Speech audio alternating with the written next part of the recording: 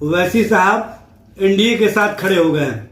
आपने सेकुलर ताकतों के खिलाफ, सेकुलर ताकतों को कमजोर करने के लिए भारतीय जनता पार्टी के एजेंडे के साथ अब खुद को जोड़ने का काम कर रहे हैं और एनडीए को मजबूती प्रदान करने के लिए आपने इंडिया गठबंधन के क़यादत को कमजोर करने, सेकुलर ताकतों की क़यादत को कमजोर करने की जो नीति बनाई थी, वो नीति अब स्पष्ट रूप से सामने आ गया।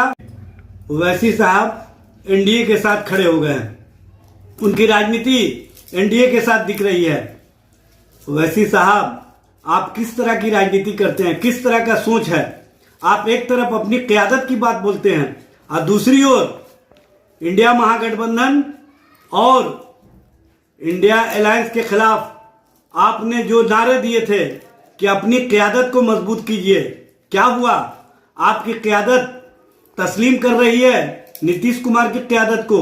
नीतीश कुमार की क़यादत के साथ, भारतीय जनता पार्टी के साथ आप आगे बढ़ना चाहते हैं और अपनी सियासत, अपनी क़यादत को कमजोर करने के लिए आपने किस तरह का खेल खेला, ये स्पष्ट रूप से सामने आ गया। जब चुनाव के वक्त में आपने सेकुलर ताकतों के खिलाफ, सेकुलर ताकतों को कमजोर करने के लिए भारतीय जनता पार्टी के एजेंडे के साथ अब खुद को जोड़ने का काम कर रहे हैं। किस तरह की राजनीति है, किस तरह की सोच है और किस तरह का विचार है, ये स्पष्ट रूप से सामने आ गया। ना तो आपको अपनी क़यादत चाहिए थी, ना आपको अपनी सियासत चाहिए थी।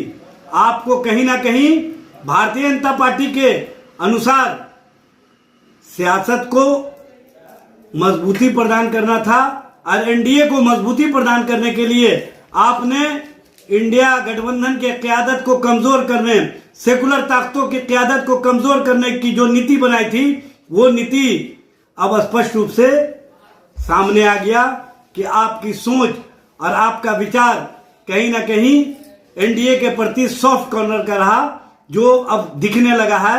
आप शर्तों की बात करके सियासत को कहां पर पहुंचा रहे हैं, ये भी देखना चाहिए।